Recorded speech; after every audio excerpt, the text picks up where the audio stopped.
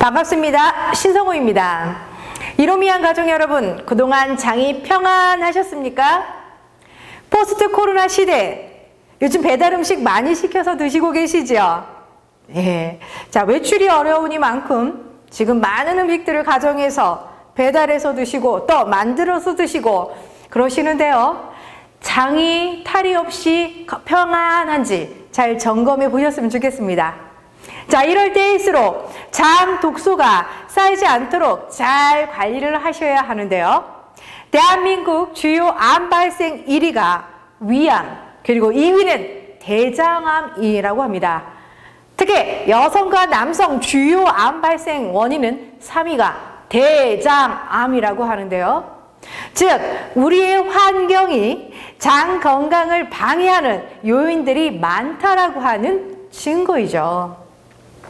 그러다 보니 대한민국의 건강식품 선호도도 이 시기에 맞추어서 잘 반영이 되고 있는데요.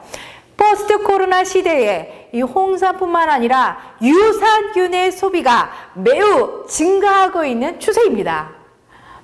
자, 코로나 시기가 점점 더 장기화가 되어 간다라고 하는데요. 그래서 우리는 건강의 출발점인 장 면역을 관리하시는 것이 매우 중요합니다.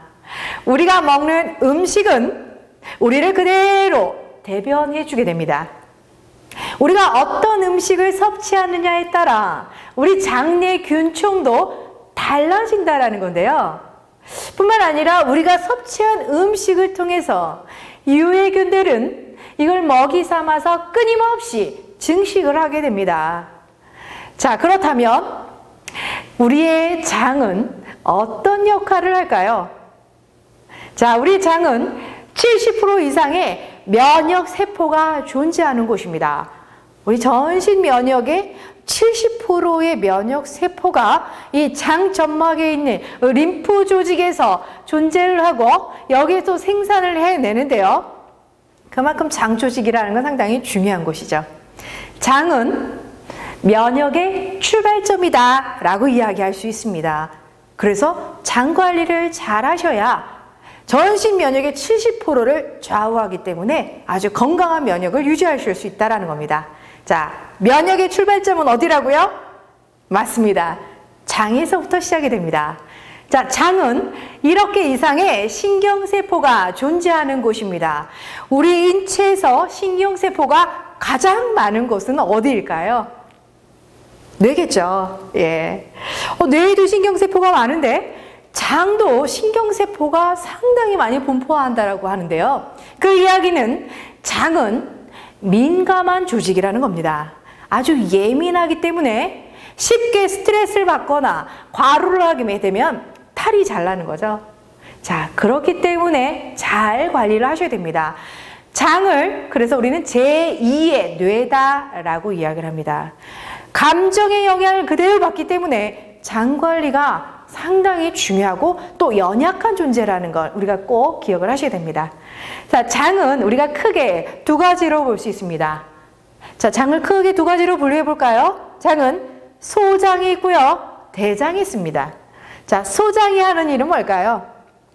소장은 음식을 소화하는 곳이고요, 영양소를 흡수하는 곳입니다.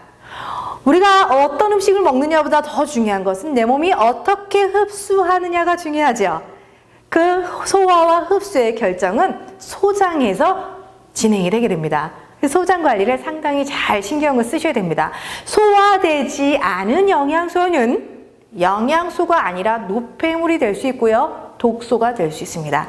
그래서 소장에서의 소화력을 잘 키우셔야 되고요, 영양소가 잘 흡수될 수 있도록 소화 효소들이 잘 분비가 되어 주어야 하겠죠. 그 다음 대장은 수분을 흡수하고요, 우리 몸 안에 있는 찌꺼기들, 노폐물을 비우는 곳이 대장입니다. 그래서 음식물을 쓰레기들이 나가기 직전의 상태, 그래 어떻게 보면 세균들의 천국, 부패균들이 가장 많은 곳, 이것이 대장이라는 겁니다. 자, 대장의 기능이 순조롭지 못할 때 장 독소들이 누적이 될 거고요. 이러한 장 독소는 장 누수 현상을 일으키고 장 누수 현상이 일어나면 장 조직들이 무너지고 결국은 장 면역을 저하시키게 됩니다. 그래서 우리는 장 관리가 매우 중요하죠. 그러나 우리가 장이 무너지는 이유는 너무너무 다양합니다. 아마 우리 여러분들도 예외는 아니실 건데요. 식사의 영향도 받을 거고요. 비만, 또 가족력, 유전, 또 스트레스, 또 선종성 용종으로 요즘 내시경 검사하시면서 손쉽게 용종을 제거하시는 분들이 제법 많이 등장하고 계십니다.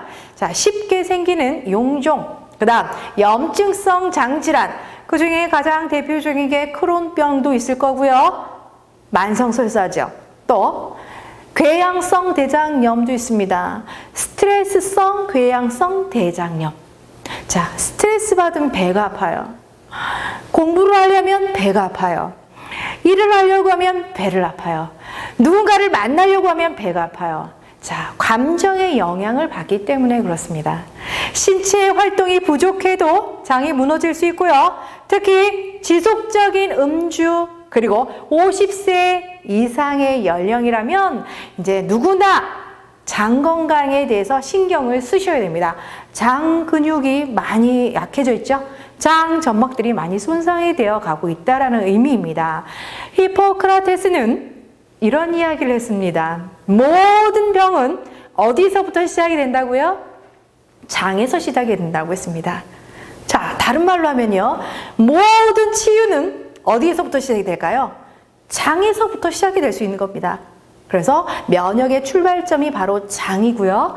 건강의 출발점이 바로 장입니다. 그래서 장 관리를 잘 하시는 것만이 건강의 기초 반석을 잘 세우시는 거다라고 보시면 됩니다. 메치니코프는 인체 질병의 90%가 건강하지 않은 장에서 기인한다라고 이야기를 합니다. 그만큼 장은 면역 세포가 많이 생산이 되는 매우 중요한 기관이기 때문에 장 관리를 잘 하셔야 되는 거죠. 자, 재미있는 논문을 하나 제가 찾았는데요. 이번에 저희가 코로나 바이러스로 많은 분들이 이런 공포와 여러 가지 불안감이 많이 떨고 있죠. 자, 2015년도에 중국 우한 바이러스 연구소와 미국의 한 대학과 같이 합작으로 해서 이 바이러스의 변형에 대해서 새로운 백신을 개발하고자 시도를 했는데 이 백신 개발이 그만큼 어려움이 있었다라는 겁니다. 자, 지금도 마찬가지인데요.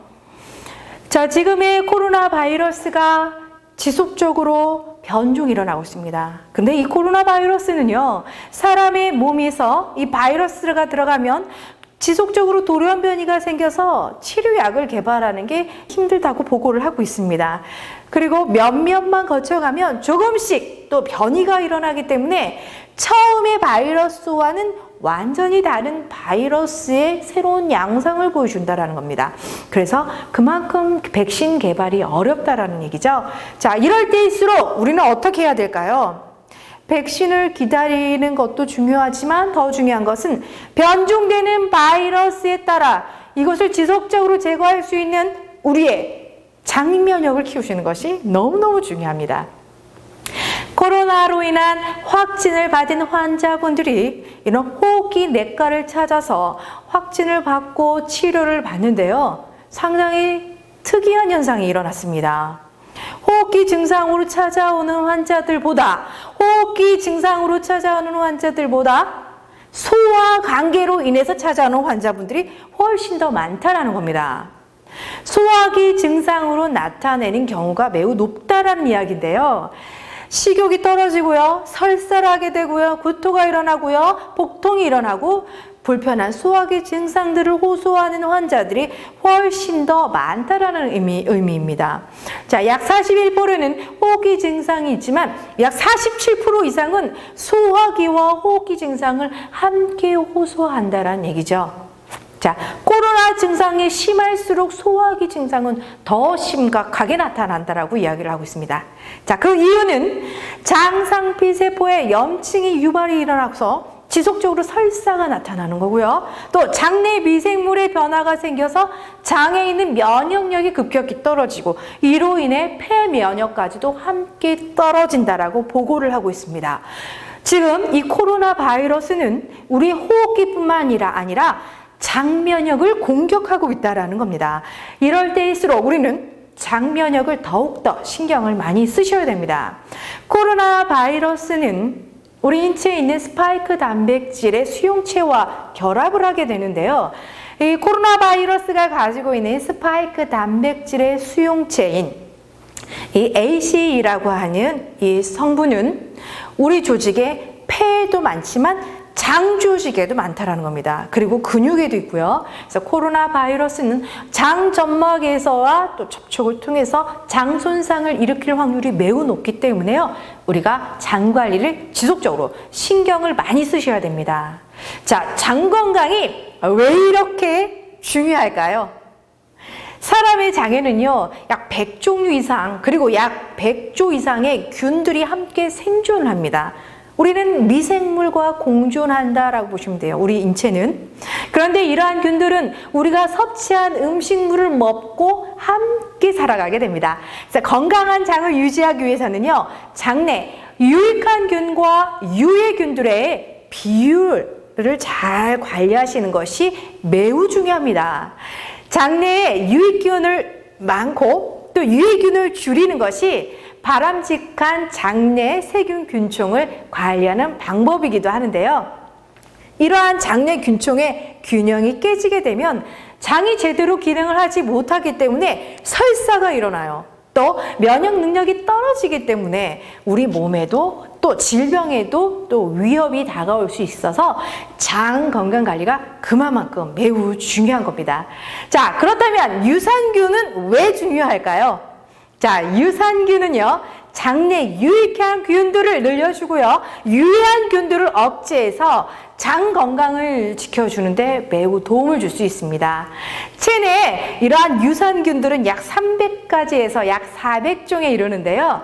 각각 이러한 유산균들은 각각 서식지가 다르기 때문에 각자의 위치에서 충분하게 일을 잘 해줄 수 있도록 다양하게 유산균을 섭취하시는 것이 너무너무 중요합니다.